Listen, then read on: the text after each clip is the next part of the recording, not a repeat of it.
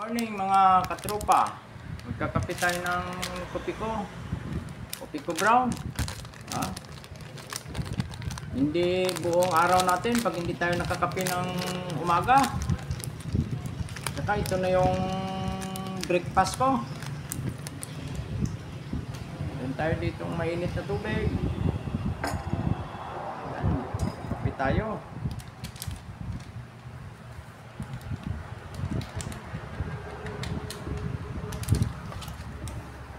Yung ating ngayong pag-usapan ay tungkol sa nangyayari sa ating bayan at saka kalamidad. Kita nyo na yan. Halos lahat ng sinabi ko nagkatotoo. Wala pa isang buwan. Tuloy-tuloy po yan kabayan, mga katrupa. Ngayong November 8 or 9 may papasok na namang super typhoon sa ating bansa. Ang posibleng tatamaan ay Central Luzon at saka Northern Luzon. At mas malakas pa to kay Tino nung nakarang araw ng 3 and 4. Baka mag super typhoon pa ito. Magdasal kayo. Gaya ng walang hinto kong sinasabi. Habang ang mga tao sa mundo, lalong-lalo sa Pilipinas, ay malayo sa Diyos at galit ng Diyos. Parurusahan niya ang mga tao, lalo sa Pilipinas. Walang hinto itong kalamidad sa atin, sa ating bansang Pilipinas. Dahil sa mga politikong magnanakaw, sa mga taong immoral. Buksan mo yung internet. Hindi ko na lalo sa Instagram, tsaka sa TikTok, hindi ko ma-block yung mga nakahubad. Yung system mismo ng computer, mali. Hindi mo ma-block. Kung saan lumalabas sa newsfeed mo, kakatakot yan. Kinakain na tayo ng kapangyarihan ni Satanas dahil sa kagagawa ng mga tao, lalo-lalo sa Pilipinas. Ang mga tao sa Pilipinas hindi naman talaga Kristiyano. Kukunti lang ang totoong Kristiyano at nananampalataya sa Espiritu na Diyos. Karamihan talaga peking Christian. Yung internet lang, titingnan mo mga nakahubad dyan, tabi-tabi na, karamihan dyan Katoliko, aglipay. Pasintabi na sa reliyon nyo, pero kahit sa kulungan, kahit mga adik po sir, tanungin mo yung reliyon majority, alam na. Mga nagsasamba sa rebulto. Tingnan nyo yan, mayroon din Christian na kunwari sa spirit God. Pero ginagamit lang yung reliyon, ginawang negosyo. Marami dyan, tumatag pa ng Christian church. Ginamit sa politiko, ginamit sa negosyo. Kunwari, silang totoo.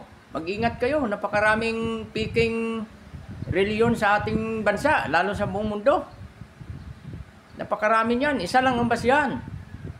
Tingnan nyo mga gawa ng nagsasalampalataya diyan sa isang grupo o sikta. Tingnan nyo yung gawa, kasi ang pananampalataya, nakikita yan sa gawa ng mga tao na membro, sikta, o ano kang grupo. Pang-reliyon, nakikita yan. Hindi ka makapagsabi na maganda yung grupo mo kung yung mga tao dyan na nasalamuha mo nagubad sa internet. Mga kriminal. Yung mga ginagawa, kung politiko, magnanakaw, nang dadaya. Kaya lahat na nagtatag ng reliyon, yumaman sa Pilipinas. Yumaman. Hindi ko na sasabihin, lahat na nagtatag ng sariling nilang reliyon, naging bilyonaryo. Kita nyo yan, tapos pag namatay sila, ipamana sa pamangkin, sa anak, sa apo. Tama, religion in the Philippines is business. Parehas ng politics is business. Tingnan mo yung nangyayari sa ating bansa. Tandaan nyo, galit ang Diyos sa Pilipinas. Yan ang prangkang salita. Tingnan nyo, maraming kalamidad ang darating. Darami. Tandaan nyo yan. maraming babagsak. Oh, maraming babagsak na mga prominenteng tao, religious at political figure sa bansa natin babagsak. Oh, yan ang iisipin nyo.